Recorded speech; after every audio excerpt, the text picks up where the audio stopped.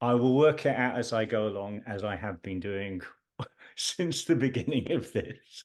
Yeah, which is really cool. I'm so happy you're doing this because I really think you're an ideal person or character to do this. There's something about you that, I can't even articulate it. I just know.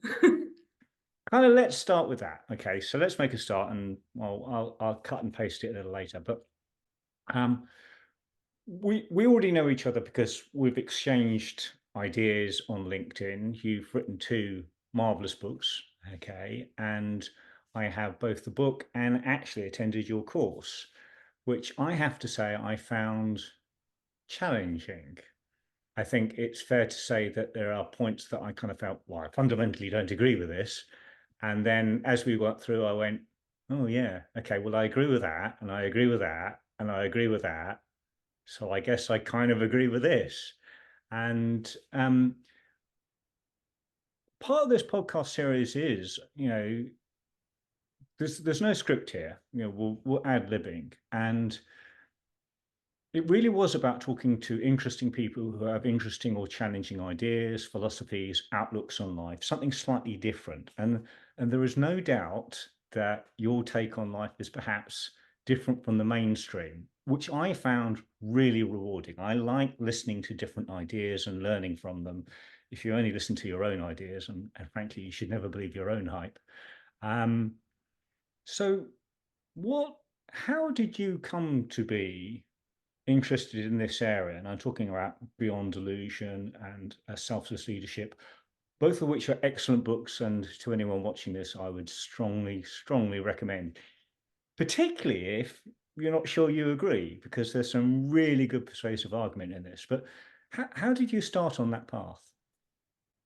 Well, I came screaming and kicking, so or kicking and screaming because I mean, it's not that I was into all of this alternative metaphysics, Hmm. not at all. I was actually quite depressed and unhappy in my 30s and looking for all this self-help stuff. Hmm. Um, but I was particularly interested in Buddhism and meditation and some of those types of um, yeah, aspects of finding peace and ease within. Mm. And at some point, I found non-dual philosophy or non-dual writings, as they're called, which is also called the perennial philosophy, right? Which is the idea or the philosophy that there is really only oneness. There is only one thing going on, and there are no separate selves. And I didn't get any of that, so I just didn't understand. But I was attracted to it for some reason. And I think many people feel this. And that's also why I wrote this, one reason I wrote the books. Um, but many people feel there's got to be something more going on. There's something I know that science doesn't seem to, what I've learned in school doesn't seem to quite get right. But I can't articulate it. And it's definitely not religion Hmm. as I know it or as I came into contact with it. And it's also not new age woo-woo spiritual stuff because I definitely don't believe in that. Um, so what else is there? Well, that was this, and it led me down a rabbit hole of non-dual writings and reading and trying to understand it, which proved actually impossible. And it was only when I discovered that you can actually, in your direct experience, inquire into some of these things that I found, okay, maybe this is actually more true than what I've been taught. Hmm. And since then, all I want to do is talk about it and share it with others, but in the same vein, in the same sense of, this is not a new belief system. It doesn't Hmm. work if it's a belief system. I'm anti-belief systems. I think we need to find out for ourselves. And that's what this does. It invites you to question quite fundamentally just about everything we think we know about life and to come to your own conclusions. So one of the things I'm really interested in, and is this concept of leadership. Okay. Um, I'm not a fan of leadership, and I highly respect those that believe in leadership and the power of leadership and purpose to getting things done. But to summarize my belief very quickly, I don't feel I need to be the leader of my daughter, the leader of my son, the leader of my wife or my father or my mother. I don't feel that they need to be led, and I certainly don't feel that they should follow me. So as a former athlete and a coach, if anything, maybe I'll call myself a cheerleader. I am there to help you in your success. I don't feel the need for me to be, in a rowing context, it's not me collecting the medal, it's them. And I have made a contribution along with many, many other factors, including nature, nurture, physiology, circumstances, conditions, etc., to enable that person to achieve that thing. And so I'm really interested in this idea of agency, being the sort of captain of your ship rather than the crew of somebody else's. And then as I start to articulate this idea of agency, I quickly kind of run out of steam, because then I start thinking, well, I don't want agency to be, all about me. Then it's self-possessed, it's selfish, it's all-consuming. It becomes egotistical at one extreme. So then I sit there and go, well, actually, no, it's about how you play your part in the community and supporting others. And that the pendulum starts swinging the other way. But when you go too far the other way, you kind of lose your identity within the mass. And I think a lot of people these days do suffer that anxiety or depression, or identity politics is very much, who am I within this great morass of humanity within life's context? And so whenever I argue in one direction or the other, I find myself penduluming between the two. And of course, there is no sort of perfect right. It's arguably about balance. But all of this is predicated on some form of will, whether it's your own personal will, and then it starts becoming about the self and the ego and the drive, or whether it's about collective will. And we can talk about Jung and the collective unconscious. We can talk about community and society and all those myriad of things that shape us, which may be a collective will of which we are merely a component, a grain of sand on a beach, as it were. How have you come to your view? Do you find yourself penduluming? You seem quite confident now in your view, but are you still challenging yourself? Well,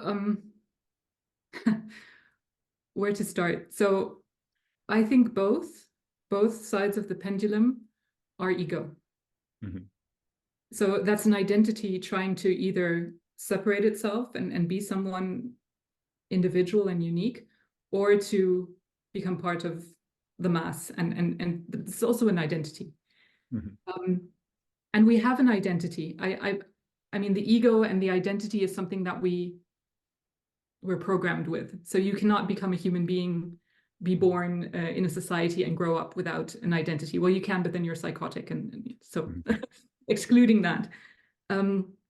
However, it is possible to see that this identity is not what we essentially are.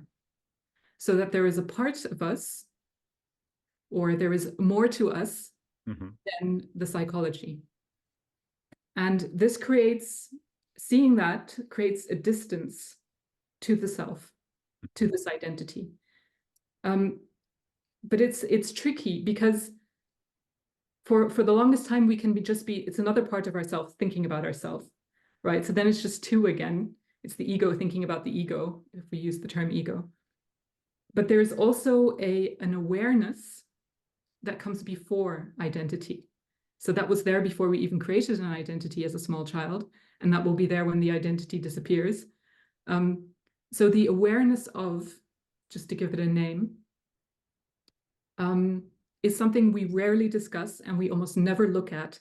And I found that the answer to who am I, and what am I doing here, and leadership, and what's the point, and what am I supposed to, all these questions comes from looking, from reflecting on, inquiring into this awareness component. And is that perhaps the soul or the spirit? Because something must inform the ego. You may well make a decision, but there is an instinctive belief there is something behind that. Okay, so as much as we can say, well, we can control our behaviors away from the reptilian brain, which is literally reacting, to the prefrontal cortex, which is responding, but the choice between either is somehow innate within us, whether it's our spirit, our soul, there is something else. Does that answer that gap? So when we look at how we come to the will and how we come to make decisions and the doings and everything going on, if we take the position of this awareness, right, what is aware of, for example, the thought coming up, I will do this or do that, then we see that all of these things are just a progression or a procession of automatic events. So this is where the free will and the volition and the agency thing starts to fall apart. I can't prove that we don't have it, but I can, from just direct observation of my life, seriously question whether it's there.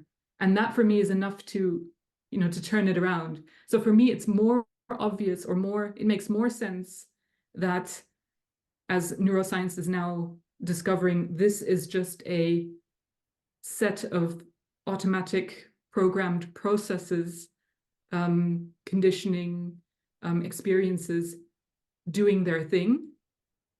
And there is a consciousness that comes along for the ride. And there is awareness of that. So to go back to the question of, is that the soul or the spirit? I don't know what to call it, but soul sounds like that is something unique to me. And I found that when we look at this awareness thing, it's not personal.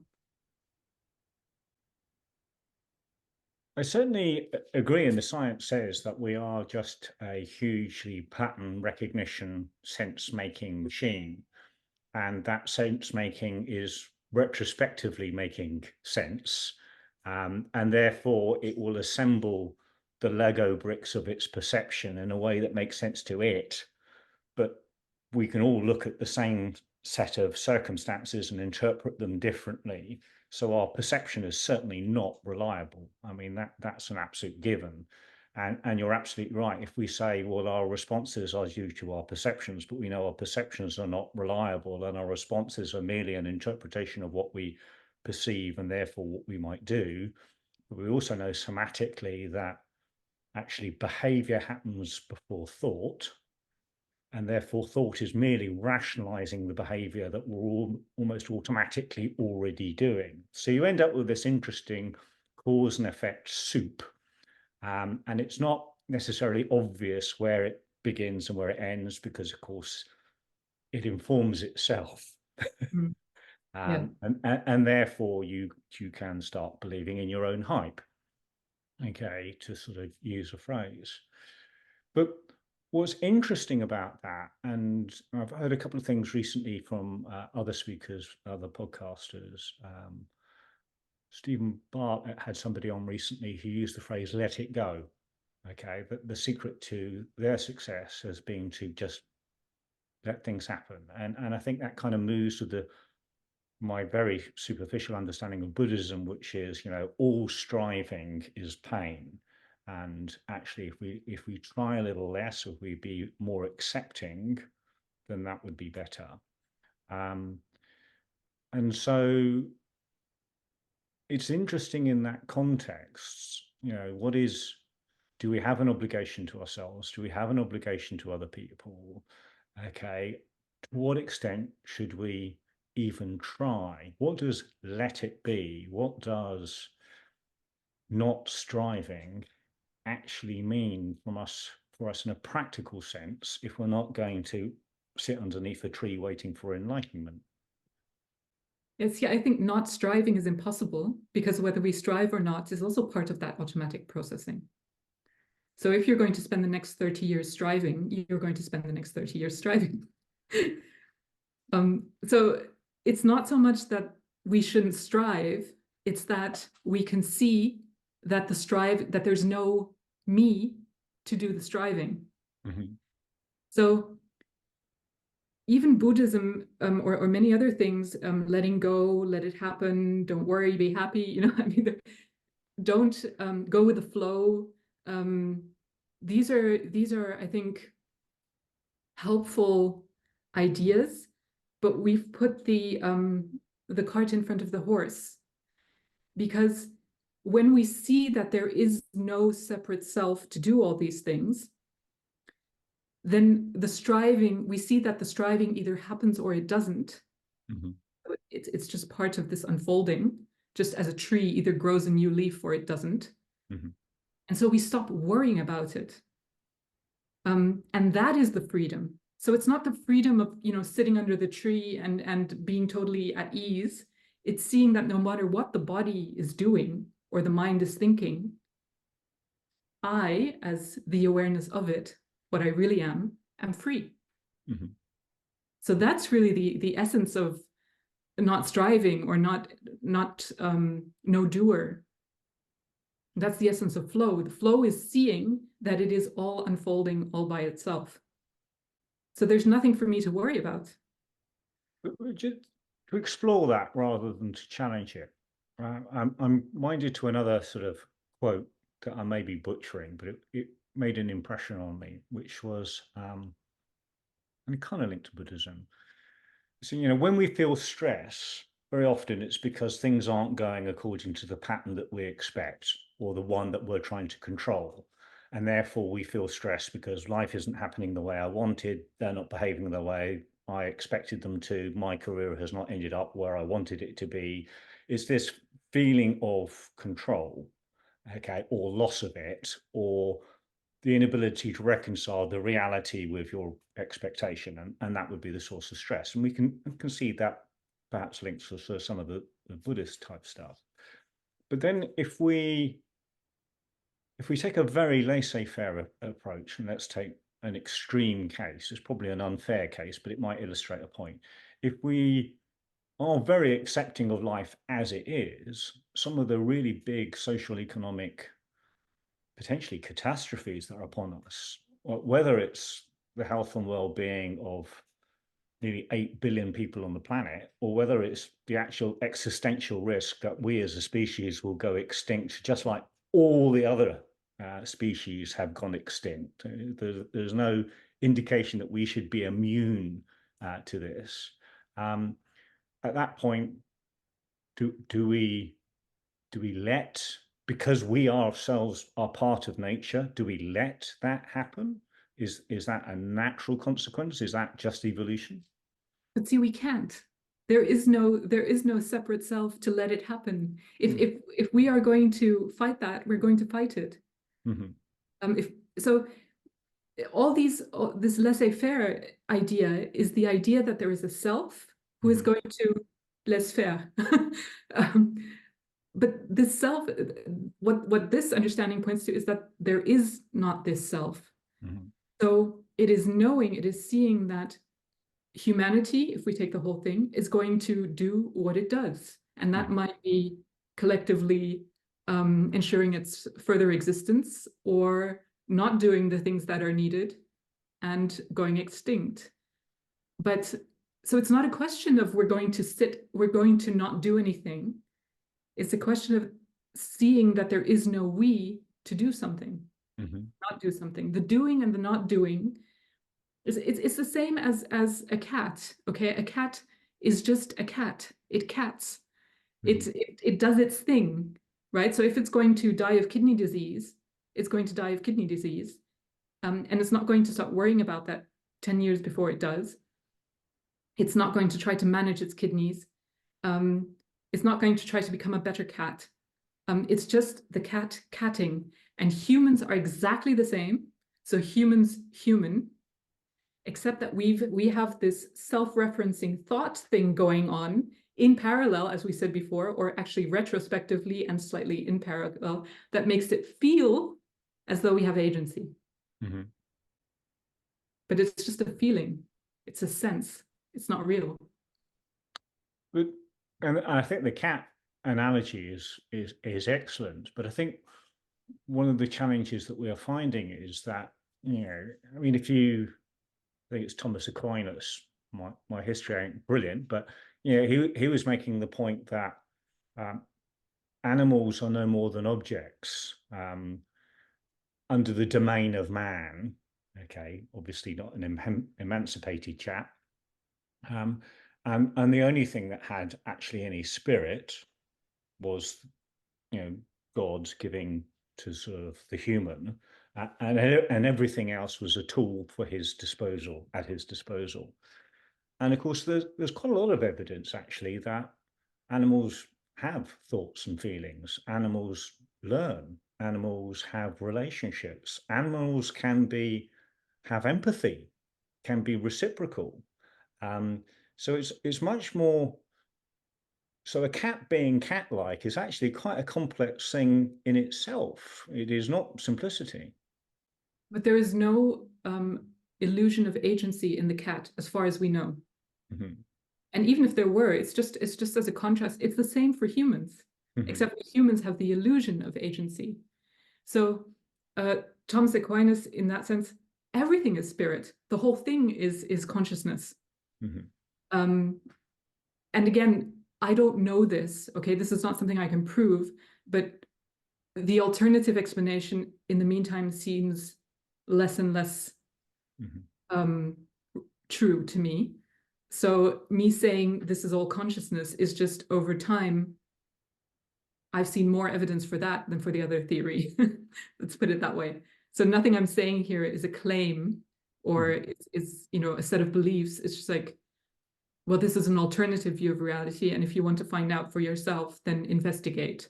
That's the only thing that leads to knowledge or knowing about this. I just want to put that as a footnote because it sometimes seems like I'm preaching something. But so from that point of view or from that understanding, humans are objects as well. So the spirit is not in the human. The whole thing is spirit. And there is no difference at all between you and a cat in that sense. And I like that insofar as, so one of the other things I've sort of learned along the way a little bit is, if you have an identity, it's not one that you curated. It's the one that everybody else responds to. And you may think I'm good, bad, beautiful, or ugly, but realistically, you are how other people respond to you. And actually, we know that actually that's how a child defines itself, and the difference between mother, who is an animate object, and bric-a-brac, which isn't, and it's touching and sucking and feeling and crawling, and it navigates the world and makes sense of the world, but it's just being a baby, much like a cat is being a cat, and it's exploring and learning and understanding things. And if we sit there and go, well, we are actually defined by how people respond to us, and in psychology, clearly, if we have suboptimal parenting or suboptimal environment, that will then change potentially our character and our perceptions and our views and our behaviors. We would recognize that. And if we look at culture, as much as organizations say, well, I'm going to create this type of high performing culture, for example, or a welcoming, nurturing, supportive culture, whatever culture that you want to create for your organization, I always find that slightly challenging because I think culture is literally, the components of culture are people. And if there's Fred, John, Mandy in a room, there is a culture. If Mandy leaves and Alison arrives, the culture's changed. It's literally a function of who is in the room at the time, what are the circumstances that exist, and it's changing all the time. And over a prolonged period of time with stable circumstances, you may perceive that there's a culture, but certainly my thought process is it literally changes like the weather and like the composite of the people that are there in the room. So cat may be cat-like on its own, but when it's with, I don't know what the collective noun is for a pack of cats. Maybe it is pack. Is that then, how does that fit, the idea that we're just being, and we're just being in that context, and we're just being in that circumstance, and you change any one of those things, and our being changes? Yeah, I completely agree with how you've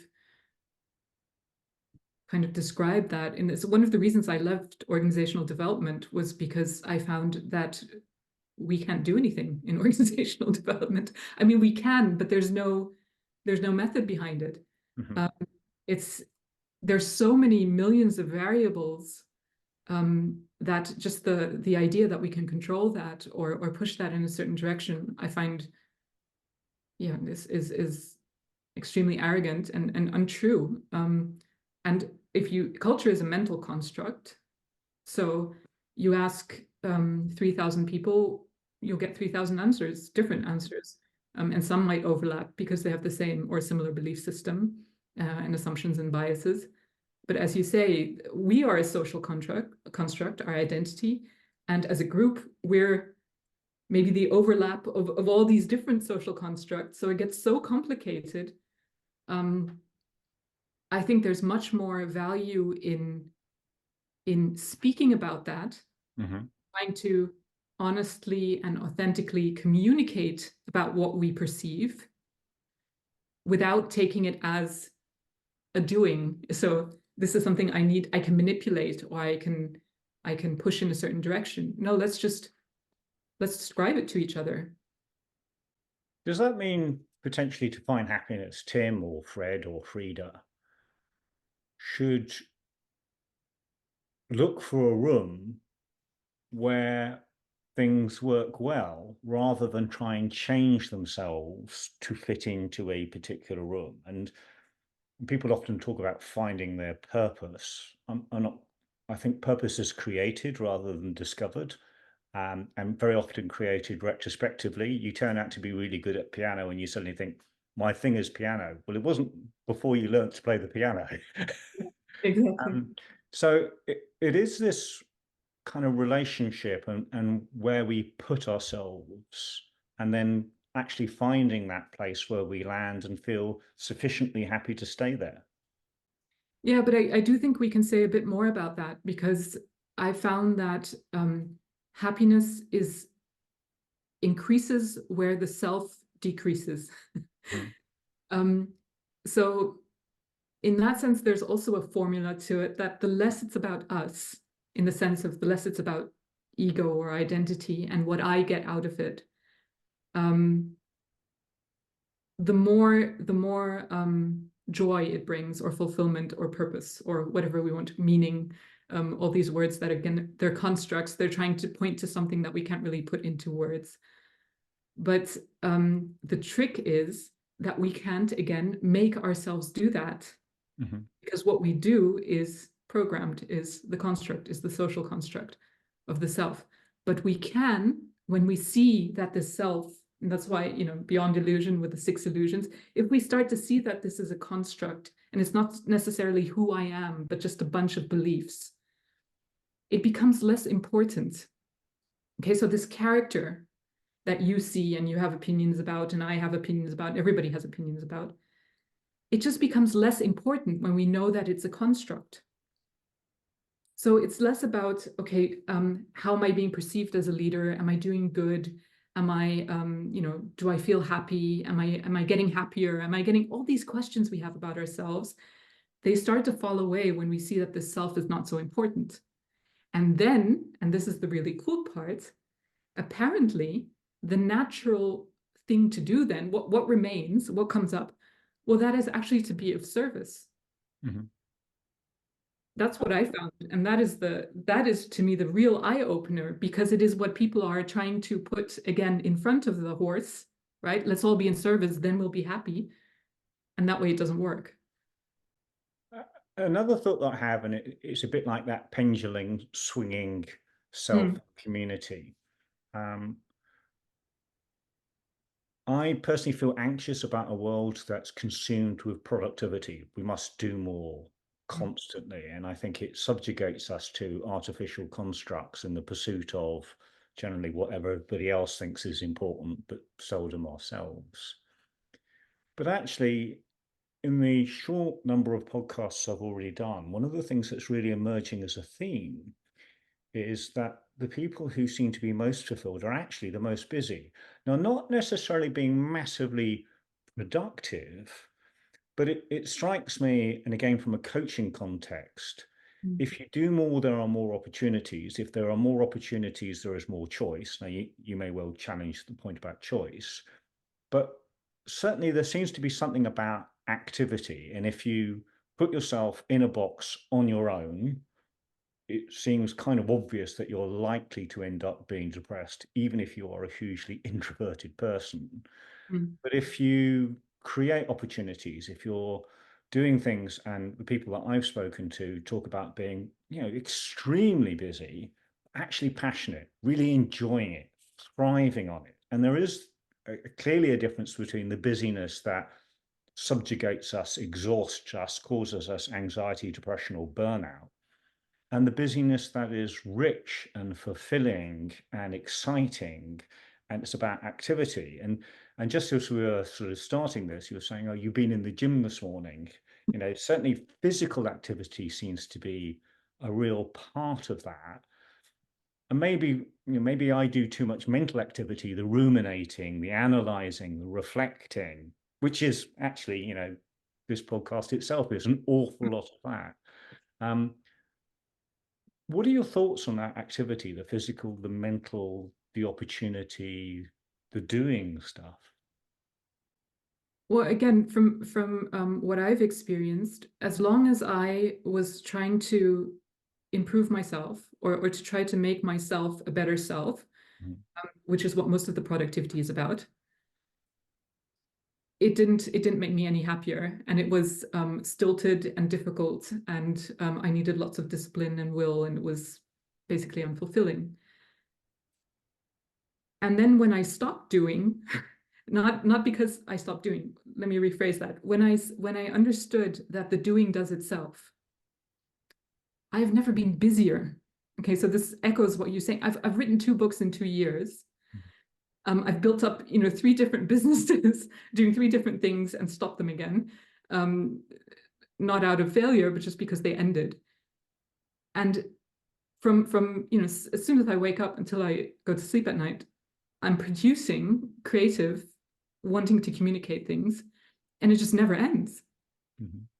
But it's a totally different type of productivity. As you said, this is passion. It's just, it comes, I can't do anything about it. I can't stop it. It's a completely different feeling than what I had before when I tried to produce something. For example, trying to write a book doesn't work. And then, you get a stilted book, or you get a bad book. But when the book writes you,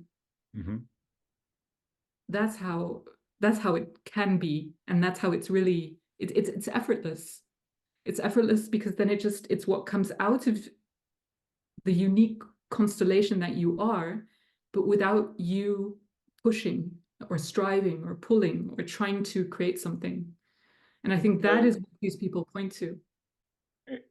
Taking, for example, your book writing, is your book a construct of, effectively, as you've read incredibly broadly and widely, it's not just your own thoughts. You've assimilated the thoughts, the wisdoms of many, many people, and it's one of the great assets of your course. You could read 100 books, or we could just attend your course. It's very good. Is this just an accumulation of thoughts and notes and reflections, as opposed to chapter 1, chapter 2, chapter 3? How is it writing itself? What does that actually mean for you? That there's no sense of effort. So it doesn't matter whether I write, like my second book, as you say, is more this compendium of others' findings, or the first book, which is very personal, how I coach people put into writing. And maybe the next book will be something completely different. But it doesn't really matter what the content of the type of book it is, but it's the complete lack of any sense of effort. Mm-hmm. So that means also that there is sometimes writing, lots of writing, then there is no writing, Mm-hmm. then there's this course, right? This idea comes and then it happens or it doesn't. Then the course is there, then it's like, oh, this is a book. Then the book happens. But there's no, okay, by June, I'm going to write this book and it's going to be that, and here's chapter 1 and here's chapter 2. It's just flow. Mm-hmm. But you do business and corporate coaching. So inevitably, a lot of those people do come to you, surely, with business plans, career plans, etc. What is your advice to them? Is it to just relax and be accepting and explore life, or do you, like me, give them the structure that they crave because that's what they really want? As a footnote, I don't do that anymore, but I did for a long time. Mm-hmm. And what I point to is that there is no one who does that. So these very busy, planning, ambitious types are those types. That is their construct. This is not going to stop, most likely, when they see that there is no self, if they see that. The programming continues. So your character continues. You continue to be this, but the striving behind it disappears. Mm-hmm. So this is different, and it's an order of difference. Mm-hmm. It's not that these striving types become passive and accept everything and let go. No, they stay the type A, ambitious, striving types, but they're no longer identified with it. So they know that this happens by itself. They wake up in the morning and they strive. But there's no, oh no, I'm striving and I'm not supposed to do that, or I'm supposed to strive more or less, or see what I mean? Mm-hmm. The thought that came to my mind as you were speaking was something Daniel Schmachtenberger, I hope I pronounced that properly, has said, or introduced me to, was this thing called the Jevons paradox. And I find the Jevons paradox really interesting. And what it says is that when we become efficient at anything, we do more of it. Now, there's an argument that says if I got 100 hours work to do and I'm really efficient and I can do it in 50 hours, then what I really should do is do it in 50 hours and go home early. Okay. And if we can, feed ourselves with one field and through technology, we can do it in half a field, then we should finish and go home early. And if we can drill for oil, but now suddenly we need half as much oil because we're more efficient, we should extract half as much oil and go home early. But of course, the Jevon paradox says the minute you become efficient at something, you do more of it. So if you're good at producing 10 emails, suddenly you'll start producing 100. And when you're good at producing 100 emails, you do 1,000 emails. And if you're good at drilling oil, you'll drill more oil. And if you're good at planting a field, instead of going home early and enjoying life, you'll do more of it. And this is interesting, and clearly it plays very well, whether it's to a religious or a economic narrative that says actually it's good to do more. And then we get onto this productivity treadmill where it's never enough to say, okay, that's enough, I'm going to stop. We're always in that pursuit of more. But the Jevons paradox, the idea that if we're good at something, we do more of it, whether it's playing the piano or dance. It doesn't have to be all about drilling for oil. I find that quite interesting. The idea that if we're cat-like, we're going to be more cat-like. If we're dog-like, we're going to be more dog-like. And I think maybe it links to what you were saying. If you naturally strive and striving, and you'll turn out to be quite good at it, you're probably going to strive more, not sit back and go, I'm done here, I don't need to do any more. Yeah, honestly, I don't know. I mean, that sounds like a very Protestant point of view, which might come out of a Protestant culture. But I think there are many individuals and many people who don't do more when they are good at something. So I think that's a very limited rule. But I can see where it comes from. And maybe, but I think a lot of this, a lot of what we do as humans is we try to understand ourselves. And I think it's not impossible, but it's close to impossible. And it gets us, we gather more and more information. And I'm not sure it really helps us be better humans. Is there a difference between gathering information to understand more about ourselves, which then we'll look at things like persona in ego and self as an individual, and actually this idea of complex adaptive systems, broader than ourselves, looking at nature, looking at, you know, even abstract concepts like time? Is it more fruitful not to see myself, Tim Rogers, as a concept, but to see actually all those social relations, all those, the input, the output, the impact, the context is, you know, where should we put our time if we want to use it wisely? And I recognize I'm falling straight into the ego trap of saying, well, we should do something, or whether it's the productivity trap. But do you think it's more fruitful to look at something broader than ourselves? Well, actually, I think the most fruitful thing to look at is whether there is a self. Mm-hmm. Because it is only that perspective that shifts us out of this needing to know things about the self. And I found that the fulfillment, the happiness, the joy, the ease, the peace are not to be found in the self. Mm-hmm. No matter what aspect, no matter whether it's the social construct or the more and more, you know, the broader perspective or the narrow perspective, that's all basically, you could say, in the mind. Mm-hmm. Where we never look because we've been trained not to look there because it's unimportant or we believe it doesn't even exist. That is the conscious awareness that is always permanently aware of what is going on. Mm-hmm. And that sounds kind of abstract, but it is the very ordinary awareness that is aware of this conversation right now. We never look there. We stop looking there as a small child. We stop being that, and we shrunk ourselves down into this mental thing that wants to know everything and chop it into pieces and put it into a strategic plan. But it is what we are looking for, the joy and the ease and the peace and all that stuff. What we really want is not to be found, as far as I know, in the mind. And this pursuit,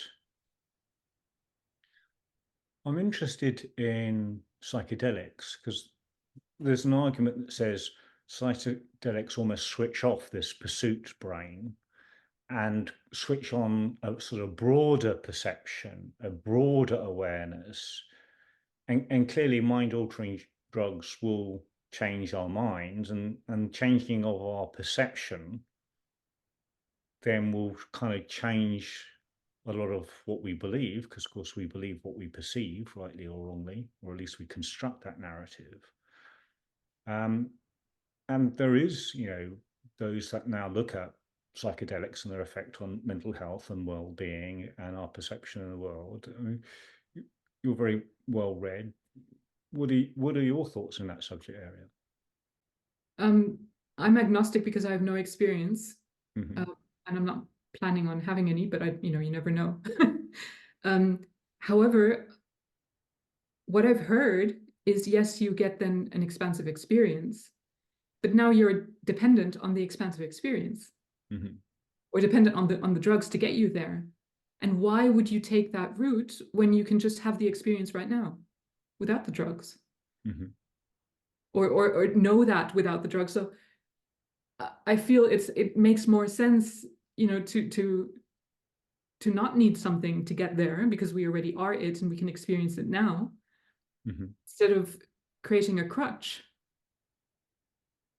So maybe it's helpful in the sense of that it can open people to the fact that this is possible. But if then the drugs are needed to create the experience, we've just produced the next detour or distraction. It's this experience right now is actually full of awareness and expanded awareness. We're just not paying attention. So things like mindfulness, okay, are they a useful construct to help us find attention, or like the psychedelics, it's a distraction? It's the pursuit of something where actually you're trying too hard. Just let things be. It depends on what we mean by mindfulness, because if it's the mindfulness-based stress reduction, technique where you are mindful of thoughts and feelings, that can be very effective for stress reduction and for all those good things. But then you're very attentive, you become very good at being aware of thoughts and feelings, and the other stuff. And this, so you're no closer to knowing yourself as conscious awareness, because that's not what you're being mindful of. So you could say that it's turning mindfulness around 180 degrees and looking at that which is mindful. So it's becoming mindful of what is mindful. And again, that's not where we're looking. We're looking at the content instead of that which is aware of the content.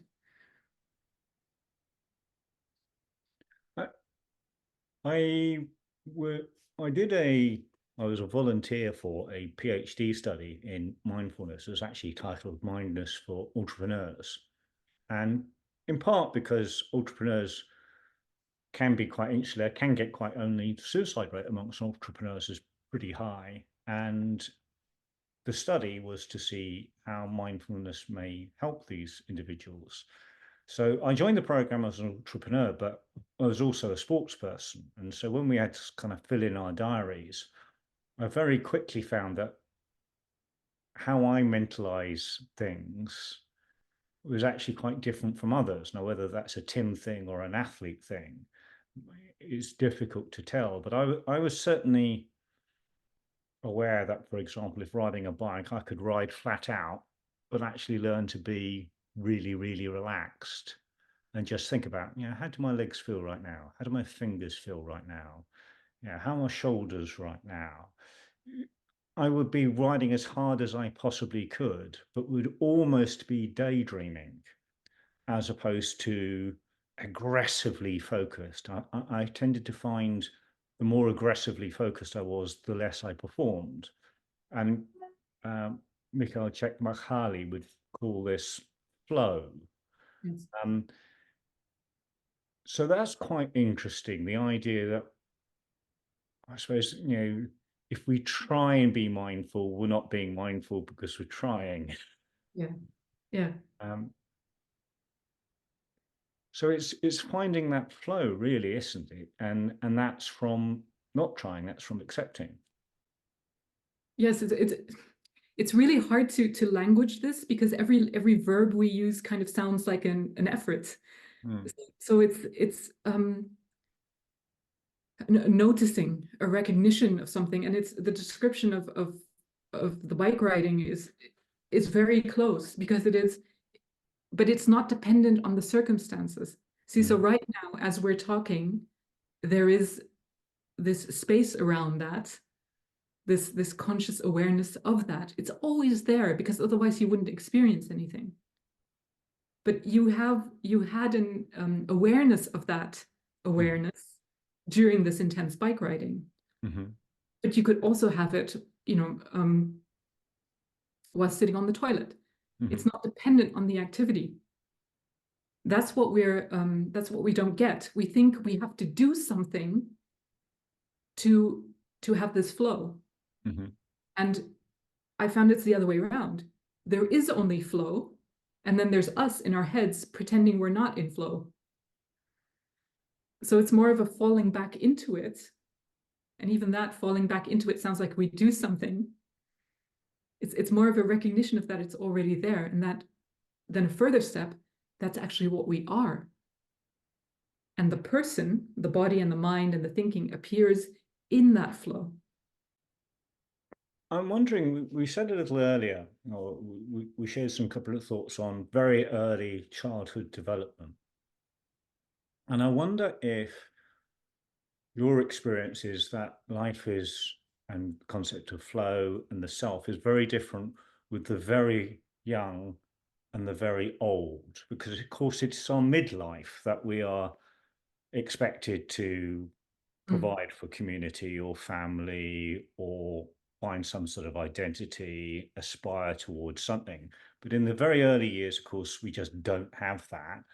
And I suspect for many at the latter years, they kind of let go of that, and quite significantly with a voice would turn around and say, I wish I hadn't done that. That tends to be a prevailing sort of thoughts of those that are very old. Do you have much experience in those sort of extremes of age? No, not experience in that sense, but I can imagine that we all have contact with small children or remember what it was like to be a small child. And we do see that in the older, the old people around us. So there's a falling away of this selfing. Mm-hmm. And it has to be constructed in the small child. So the small child has to be told, you're a self, this is your life, you do your life. It doesn't just flow. You have to do something to get it going. It's like there's a mechanism, and here's how it works. Well, they don't tell you that, but there's a mechanism and you have to move this mechanism to get the thing working. So it's not like you just grow and develop and have a career and no, you have to strive and do and manage and control things that are not in your control, but try anyway. And that creates this whole life and this whole striving and suffering and pain and burnout and the whole thing, until eventually we realize, and for some, they realize that in midlife or as a young adult, and some only on their deathbed, that was all the illusion. There's nothing, it all does itself. And we're much happier and more content and all these things, the good things that we want, if we can see that sooner than later. But in the end, even that is just what's happening. And where does that revelation come from? I mean, I am sort of retired as an athlete and an older person and reflective, and part of my reflective approach has been to attend your course and read your books. Now we can see that for a child, that here's your identity, this is what you should do, probably comes from nature, nurture, culture, circumstance, community. Okay. What are the other sort of threshold mechanisms, do you think, that creates that change? Is it literally things like midlife crisis or health scare? Or is it just a natural phenomena that will happen eventually? It happens for some early, for some late. Is there an obvious trigger for that type of transition where it happens? I have no idea. I really have no idea. I mean, there seem to be so many variations of that. And I've been speaking with so many over the past couple of years and always about this topic. And the next question is, how do I make it happen? Because I want this. And I don't know. I don't know. It seems, because what you're doing now, the reflecting and the reading, that's also just the programming and the social construct called you doing the next variable, logical thing. So how can we make that happen? How does it happen? I don't know. One of the things I actually really do like about you, and I recollect this from the course, is your willingness to say, I don't know, rather than to sort of fabricate or prevaricate and stuff like that.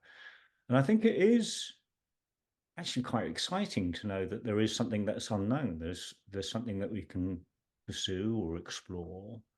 I think we've mapped the continents, we've mapped the moon better than we've mapped the oceans. I think these areas of the unknown, I think, are really quite interesting. are you active in that pursuit, or again, because, you know, are you an academic, much like a cat is cat-like? Is that your pursuit? Um, Again, I don't know. I notice, for example, this whole interest in the beyond illusion thing. So, what does science and neuroscience, the course, was a momentary interest in trying to articulate something that, because people ask me these questions. Now it's done. Now Mm-hmm. I'm not particularly interested in that anymore. Now I'm interested in trying to explain or trying to language how to look at this awareness thing. How does that work? Can we even put that into words?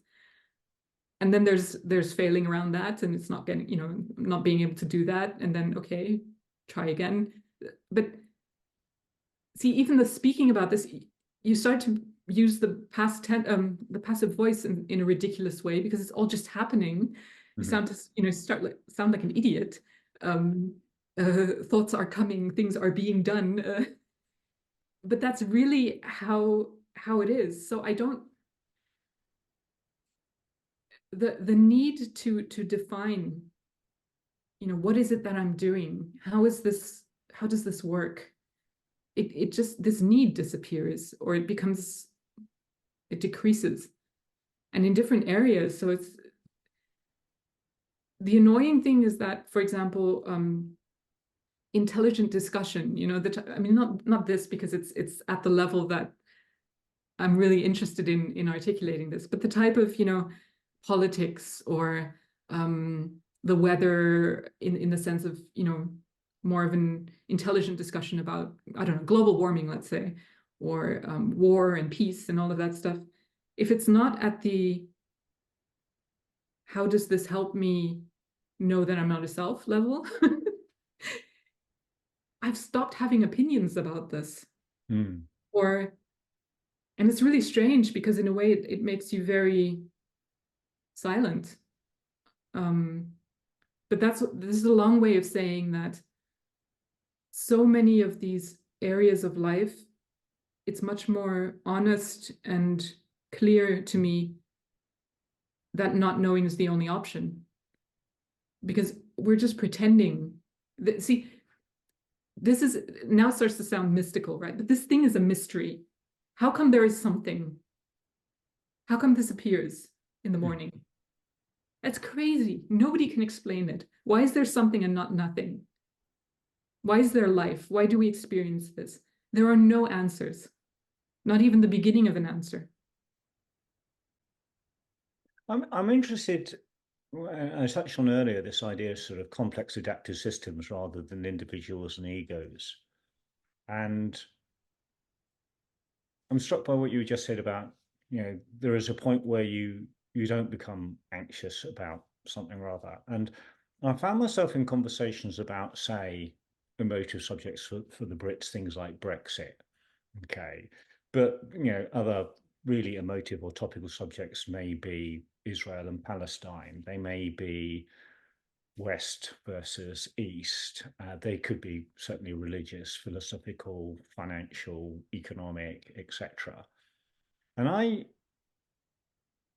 find myself fascinated by the process and the patterns rather than the sides.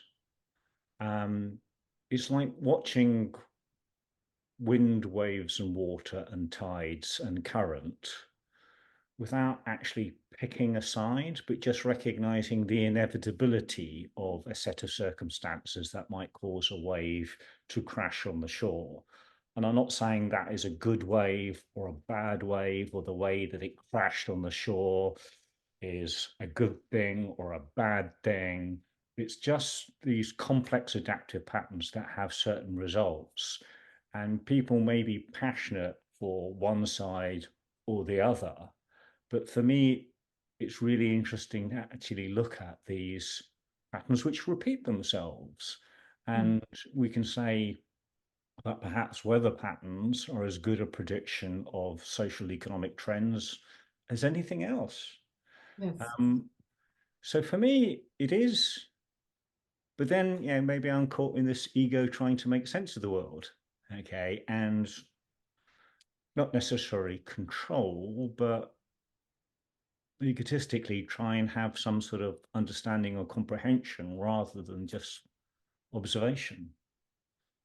I don't think that's good or bad. It's just what is, right? That's what we do. Our human brain is probably programmed for that as well, to try to make sense of things. And the only thing that I think can also, like, if you want to call it that, a next step, is that you can see that the whole self, what we think of as ourselves, is also a complex adaptive system with patterns. So even this conversation, right, and the talking about these things, the talking about the complex adaptive system is also a complex adaptive system.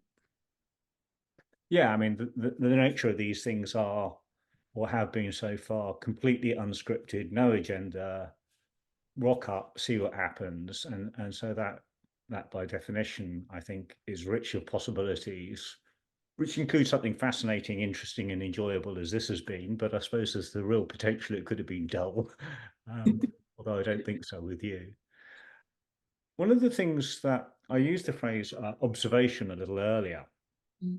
One of the things that I find as a coach, not necessarily a performance coach around sport, but as a coach working with people, and maybe it's sort of my background, my nature, my nurture. I tend to be, and I tend to be more observant than I am judgmental. I will notice things, but tend to withhold judgment. And I think I'd like to think as a coach that is useful, because when somebody says, "Oh, this happened to me," and you go, "Oh, that's terrible," well, it's brilliant for them. Or you go, "Oh, yeah, I'm really pleased to hear that," and actually they're not. And I think the process of observing is an interesting one, because we're almost kind of wired to judge and respond rather than observe and perceive. I think I find that interesting. I find it really interesting when people notice something and then what they do about that. Yeah, and even what I find also interesting about that is that the then what typically happens is, oh, I should judge less, which is a judgment. So this is how the ego gets kind of stuck in its own shit, basically, and it does this with everything. So, oh, I should be more, relaxed, or I should let things go, or let things happen, or at ease, or all the stuff we've been talking about. The ego or the self takes this and makes it into a project that it can do. And so again, the solution, for example, to being less judgmental and more observational, or whatever we want to call it, is to know that the self is a construct, not to try to make myself less judgmental, because that would be the self trying to make itself, judging itself, and then trying to make itself less judgmental, which just from the wording, it's already impossible. For me, I think it's somewhere between curiosity and control. So as a coach, I'm very curious, and therefore I will very often let the sort of the client go in whatever direction they want. Okay. Because whilst I may feel we should be probably talking about X is probably a thing that we should be talking about, either they're not ready to, or they don't want to. And either way, it's not my job to say, let's talk about X. And so I will tend to let conversations almost unravel. Whereas, of course, perhaps the more classic approach to coaching is to have a coaching conversation with a goal in mind, whether it's one you've mutually agreed at the beginning of the 59 minutes, and then somehow miraculously at 50, you're clear on what the goal is, and then the remaining 10 are summarizing your commitment to achieve it. I find that quite contrived. So I do find it interesting to see where people wander, as indeed we have in this conversation. Yeah, and ultimately, I think one is not better than the other. It's just a different set of programming. So we have that a lot in the spiritual circles, you know, that if you're less obsessed with yourself or have less of an ego, then you start speaking more slowly and you're quieter and more reflective and more loving and gentle and kind, and you use the words peace and love and beauty a lot. And I've just found that, yes, that's one version, just as the coaching that observes and reflects a lot is also one version. But different things are useful to different people at different times. So again, I have to say, we don't really know whether one is better than the other, and ultimately we just do what we're called to do. So I do think that if that approach to you feels unforced, it's what naturally comes through you, when you're not thinking about it, well, then that is what you have to offer, and then it's good. I think the irony to that, or the corollary to that, is I have joined a fabulous man called Stuart Hilson, who runs a group called Confluence, and it's for coaches, therapists, supervisors, people in that space. And it's a sort of drop-in conversation where anyone of that background can apply, and it's unscripted, no agenda, and we see what happens. And Stuart, God bless him, will say, "Oh, Tim's here, right? Okay, prepare yourself. There's going to be a difficult conversation." So I think my relentless curiosity, I think sometimes I'm not, yeah, I am just being me, but I know some people sit there and go, wow, Tim asks questions and leaves the rest of us scratching our heads. And one of the things that you said at the beginning of the call is, well, you know, you're probably quite a good person to have a conversation with. What is it that sort of fires you up? Not necessarily about me and my conversations, but those types of people.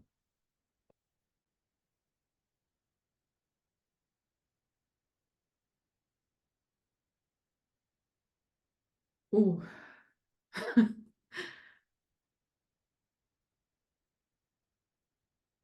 I think it's the probably,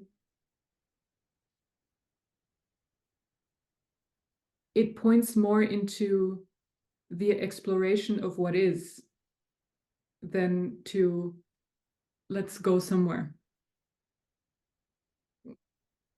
That's kind of a very unripe way of saying it, but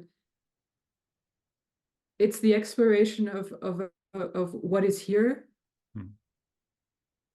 and less of a let's go off somewhere into concepts, ideas, plans. Yeah. One is not better than the other, but I particularly enjoy exploring what is, because I found also that to be where happiness is. And I mean, I've recommended your book, and I would, or two books, and definitely would encourage anyone watching this to sort of look you up on LinkedIn, go get the books. But in terms of characters that you follow or books that you read, you know, what would you recommend to anyone watching this? Well, of course, the only thing I still really read with a lot of passion is the hardcore, direct pointing, non-dual, say almost metaphysical, spiritual stuff. So that's probably not for most listeners top of their list, but you never know. Interestingly, I'm starting to read more of the classical texts at the moment. So even the Bible, interestingly, not because I'm not religious at all, but it just at the moment fascinates me. Some of the non-dual pointing of the non-dual teacher called Jesus. And what I recently finished with, due to the whole Beyond Illusion course thing, is Bernardo Kastrup. And he's not for everyone, so he has a very particular style, and he presents a completely different view of reality than the one that we're used to. So idealism instead of materialism or physicalism. But if you're open to that and you want to have your mind blown, then I really recommend, especially his book, Materialism is Baloney, I think he calls it, just because it's such a beautiful case of some completely contrarian thinking. I have to say, sort of the two things that I threw myself at having done your course, pretty much anything by Daniel Schmachtenberger, who you might find on LinkedIn, I think is very good.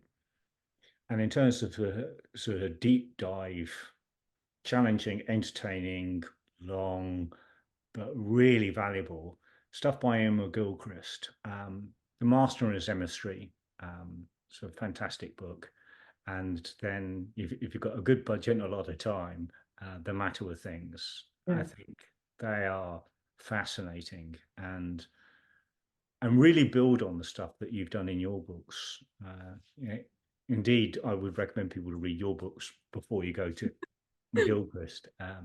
But I found that very, very interesting. Yeah, I haven't read those yet, but they're on my list. But I also have to be in the right mood to go for that. So it's, as you say, it's not for, you need some time and some yeah. Yeah, it's not easy reading. Okay. Well, look, this has been tremendous fun. Thank you very much indeed for agreeing to come along. I've enjoyed our exchanges on LinkedIn and obviously sort of notes to each other on things that when we find something that resonates or doesn't, that's been great. So have a great Christmas, a happy new year. Don't strive too hard for anything, just let it happen. And thanks very much. Thank you. It was fun, and yeah, fun and deep at the same time. That's the best. Swimming in the deep end. Yes.